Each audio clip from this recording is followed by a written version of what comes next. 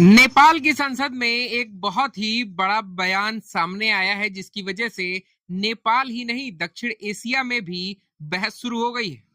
आखिर बालेन शाह ने ऐसा क्या कह दिया है जिसकी वजह से नेपाल का विपक्ष और दक्षिण एशिया में एक बहुत ही खलबली मच गई है। मेरा नाम है सुमित तिवारी और आप देख रहे हैं अनऑफिशियल इंडियन लीडर। नेपाल के प्रधानमंत्री बलेंद्र शाह ने हाल ही में संसद में भारत नेपाल सीमा विवाद पर बयान दिया है, जिसके बाद काफी चर्चा शुरू हो गई है। उन्होंने कहा है कि सीमा विवाद सिर्फ एक तरफा नहीं है और भारत ने नेपाल की जमीन पर अतिक्रमण किया है, लेकिन नेपाल ने भी कुछ जगहों पर भारतीय जमीन पर कब्जा किया हुआ है।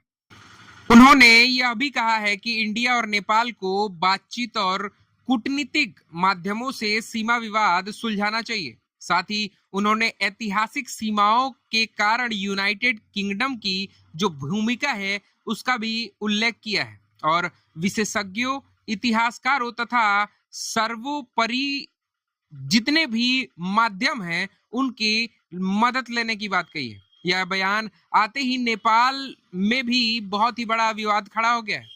बाद में नेपाल के विदेश मंत्रालय ने स्पष्टीकरण दिया है कि प्रधानमंत्री का आशय यह नहीं था कि नेपाल आधिकारिक रूप से भारतीय क्षेत्र पर दावा कर रहा है, बल्कि वे सीमा के नो मैंस लैंड और नदी आधारित सीमांकन के कारण उत्पन्न क्रॉस बॉर्डर ऑक्यूपेशन, जो कि सीमा पार भूमि का जो उपयोग होता है, उसकी तकनीकी समस्या की बात कर रहे थे।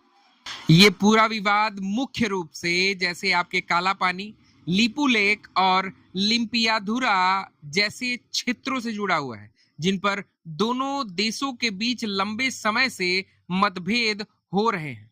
नेपाल में भी इस बयान को लेकर मिश्रित प्रतिक्रियाएं आई हैं। कुछ लोगों ने इसे कूटनीतिक गलती बताया है, जबकि कुछ का मानना था कि बालेन शाह सीमा विवाद को नए तरीके से बातचीत की मेज पर लाना चाहते हैं। इसमें आपकी क्या राय है, एक बार कमेंट सेक्शन में जरूर बताइएगा।